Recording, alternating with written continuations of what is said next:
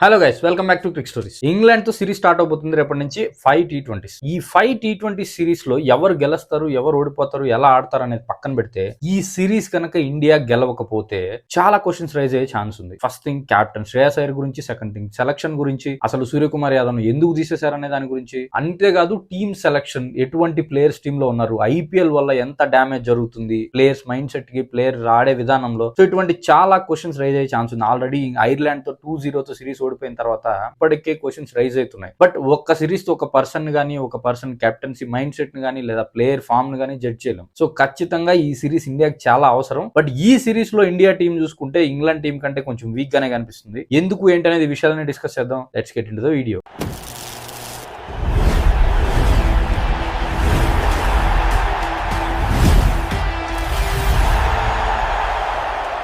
ఇప్పుడు నేను చెప్పిన first thing, India team England team కంటే కొంచెం వీక్ గా కనిపిస్తుంది. దీనికి ప్రాపర్ రీజన్ ఉంది. ఒకసారి ఇండియా టీం ఇంగ్లాండ్ టీం రెండు కంపేర్ చేసుకుంటే ఇంగ్లాండ్ టీం బౌలింగ్ చాలా బెటర్ గా కనిపిస్తుంది ఇండియా టీం కంటే. ఇండియన్ టీం లో బౌలర్స్ ఎవరు? హర్షదీప్ సింగ్, ప్రిన్స్ యాదవ్, ప్రసీద్ కృష్ణ, హర్షిత్ రాణా, వీళ్ళే bowlers, main bowlers. And all rounder మనకు సూర్యాన్ షెగ్డే వచ్చాడు నితీష్ కుమార్ రెడ్డి ఇంజురీతో వెళ్ళిపోవడం వల్ల. బట్ అక్షర్ పటేల్ స్పిన్నర్, వరుణ్ చక్రవర్తి మళ్ళీ ఇంజురీ. సో అటు స్పిన్ లో గానీ, ఇటు ఫాస్ట్ బౌలింగ్ లో గానీ ఇండియా అంత స్ట్రాంగ్ గా కనిపించలా. ఐర్లాండ్ తో సిరీస్ ఓడిపోవడానికి కూడా ఇదే రీజన్. ఈవెన్ ఫస్ట్ T20 తీసుకుంటే 10 overs ఆర్ 11 overs అరౌండ్ 60-70 ఉన్న ఐర్లాండ్ 180కి ఫినిష్ చేసింది because death bowling problem. Second T20 లో ఒక మీడియం గా బెటర్ బౌలింగ్ చేశారు, వికెట్స్ తీయగలిగారు, బట్ స్టిల్ బ్యాటింగ్ కూడా కొలాప్స్ అయింది. ఐర్లాండ్ అని స్కోర్ కొట్టింది అనేది మ్యాటర్ కాదు, కానీ Indian bowling especially death bowling చాలా బ్యాడ్ గా కనిపిస్తుంది. మీరు గుర్తుంటే 2026 T20 వరల్డ్ కప్ లో ఇంగ్లాండ్ మీద సెమీఫైనల్స్ మనం గెలిచినప్పుడు ఇండియా 250+ స్కోర్ కొడితే ఇంగ్లాండ్ ఆల్మోస్ట్ 240+ స్కోర్ కొట్టింది. ఆ రోజు ఇండియాని గెలిపించింది డెత్ బౌలింగ్. ఆ రోజే కాదు, 2026 వరల్డ్ కప్ మొత్తం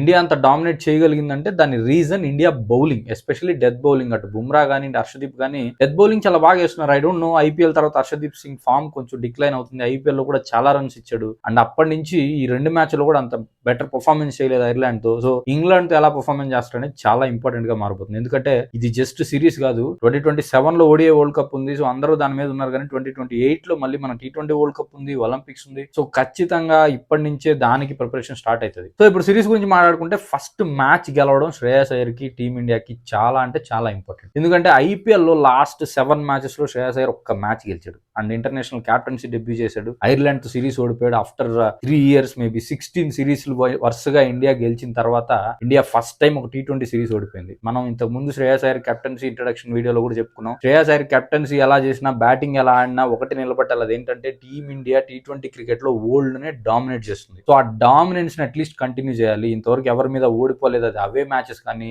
ఇండియన్ పిచ్ లో మ్యాచెస్ కానీ. సో ఆ డామినెన్స్ ఎక్కడైతే మిస్ అయిద్దో ఖచ్చితంగా రాబోయే రోజుల్లో ప్రతి టీం ఇండియాని ఓడించడానికి ట్రై చేస్తుంది అండ్ ఓడించే అవకాశాలు కూడా ఉన్నాయి. ఎందుకంటే ఒక ఐర్లాండ్ తో సిరీస్ ఓడిపోయిందంటే పెద్ద టీమ్స్ ఖచ్చితంగా దాన్ని కొంచెం లీనియన్స్ గా తీసుకుంటాయి and they will find the holes. ఎక్కడ ఎలా ఆడాలి అనేది వాళ్ళు తెలుసుకుంటారు, ఎలాంటి పిచ్లు ఇస్తే ఇండియా టీం తడబడుతుందని వాళ్ళు తెలుసుకుంటారు. సో చాలా థింగ్స్ ఇన్వాల్వ్ అయి ఉంటాయి కాబట్టి ఆ డామినెన్స్ అనేది మిస్ అవ్వకూడదు చేతిలో నుంచి. So Shreyas Iyer first match గెలుపుతోనే ఆ డామినెన్స్ మళ్ళీ తీసుకొచ్చి ఇండియాకి అండ్ వరల్డ్ క్రికెట్ కి మళ్ళీ చూపించాలనేది చాలా మంది వెయిట్ చేస్తున్న థింగ్ అండ్ చాలా మంది ఎక్స్పెక్ట్ చేస్తున్నారు కూడా. సో ఫస్ట్ మ్యాచ్ గెలవడం మెంటల్లీ చాలా ఇంపార్టెంట్ ఇండియన్ ఫ్యాన్స్ కి, ఇండియన్ క్రికెట్ టీమ్ కి. అండ్ సెకండ్ థింగ్, ఈ సిరీస్ లో మనం అబ్జర్వ్ చేయాల్సింది వైభవ్ సూర్యవంశీ ఏమైనా డెబ్యూ చేస్తాడా. 2 days బ్యాక్ కూడా మన 10 days కంటే చెప్పారు, టైం వచ్చినప్పుడు వైభవ్ సూర్యవంశీ డెబ్యూ చేస్తాడు, is ready for the international cricket అని చెప్పి. సో ప్రాబబ్లీ ఐర్లాండ్ సిరీస్ కొంచెం ప్లేయర్లకి ఒక రిఫ్రెష్మెంట్ ఉంటుంది. At the same time IPL నుంచి వస్తున్నారు, కొత్త పిచ్లు, కొంచెం ప్రాక్టీస్ లా ఉంటుందని మేబీ ఛాన్స్ ఇవ్వలేదు. లేదా ఆల్రెడీ ఇండియా ఏ సిరీస్ ఆడొచ్చాడు కాబట్టి Vaibhav Suryavanshi will hold it. England లో ఛాన్స్ ఇద్దాం అనుకున్నారు. మోస్ట్లీ ఇంగ్లాండ్ సిరీస్ లో ఖచ్చితంగా వైభవ్ సూర్యవంశీ డెబ్యూ చేసే ఛాన్స్ ఉంది. బట్ అది ఫస్ట్ మ్యాచ్ లో అవుతుందా లేదా 3-4 matches లో అవుతుందా అనేది చూడాలి. ఎందుకంటే వైభవ్ సూర్యవంశీ డెబ్యూ చేస్తే ఎలా ఉంటది, ఏ విధంగా ఆడగలడు, ఐపీఎల్ లో ఆ రేంజ్ సునామీ సృష్టించిన తర్వాత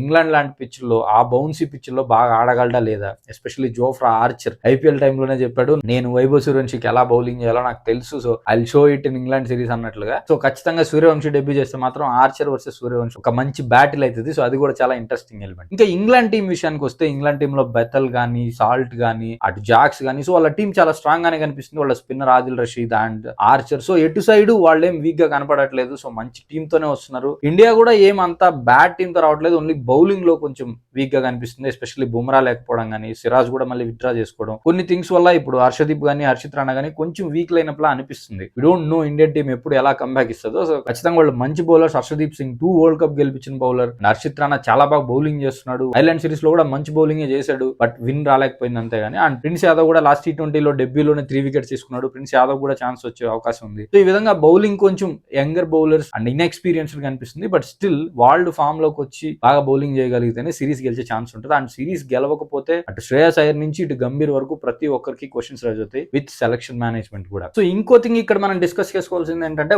ఓపెనర్స్. ఇండియన్ ఓపెనర్స్ లాస్ట్ 2 మ్యాచ్ల్లోనూ ఫెయిల్ అయ్యారు. అటు సంజు శాంసన్ గానీ, ఇటు ఇషాన్ కిషన్ గానీ, అటు అభిషేక్ శర్మ గానీ అంత మంచి పర్ఫార్మెన్స్ ఇవ్వలేకపోయారు. అభిషేక్ శర్మ ఒక మ్యాచ్ ఆడాడు, second match golden duck. Sanju Samson 2 మ్యాచ్లు ఫెయిల్ అయ్యాడు. ఇషాన్ కిషన్ కూడా ఆల్మోస్ట్ 2 మ్యాచ్లు ఫెయిల్ అయినట్టే. సో ఈ ముగ్గురు టాప్ 3 మనకి ఎక్కడైతే మంచి స్టార్ట్ ఇవ్వలేకపోతున్నారో అది చాలా మైనస్. సో ఎందుకంటే ప్రీవియస్ గా చూసుకుంటే అటు ఓపెనింగ్ గానీ, వన్ డౌన్ గానీ ఒక మంచి స్టార్ట్ వస్తుంది. సో దాని వల్లే ఇండియా స్టార్టింగ్ నుంచే మ్యాచ్ డామినేట్ చేయగలుగుతుంది. బట్ వీళ్ళు ముగ్గురు ఎక్కడైతే ఫెయిల్ అయితే అక్కడ ఖచ్చితంగా ఇండియా ఓడిపోయే ఛాన్సెస్ స్టార్టింగ్ లోనే క్రియేట్ అవుతుంది. సో వీళ్ళ ముగ్గురులో కనీసం ఇద్దరు కుదురుకోకపోతే మంచి స్కోర్ రాదు. మంచి స్కోర్ రాకపోతే మిడిల్ ఆర్డర్ మీద ప్రెషర్ పెరుగుతుంది. మిడిల్ ఆర్డర్ మీద ప్రెషర్ పెరిగితే వాళ్ళు ఎక్కువ బాల్స్ ఆడతారు, స్ట్రైక్ రేట్ తగ్గుతుంది. సో ఆటోమేటిక్ గా స్కోర్ తగ్గిపోద్ది. అండ్ తిలక్ వర్మ కూడా ఓడిఐ ఇన్నింగ్స్ ఆడుతున్నాడు. Tilak Varma has to come back to T20 format. Tilak Varma strike rate చాలా లెస్ గా కనిపిస్తుంది. చాలా బాల్స్ తీసుకుంటున్నాడు స్టార్టింగ్ లో సెటిల్ అవడానికి 20-25 కొట్టే వరకు. సో ఖచ్చితంగా తిలక్ వర్మ మళ్ళీ back to his own form, back to his old form 150-160 minimum strike rate తో ఆడేటట్లు రావాలి. సో అప్పుడే టీమ్ ఇండియాకి మంచి స్కోర్ వస్తుంది. చూద్దాం మరి ఓపెనర్స్ ఎంత బాగా పర్ఫామ్ చేస్తారు, మిడిల్ ఆర్డర్ ఏ విధంగా పర్ఫామ్ చేస్తుంది. అండ్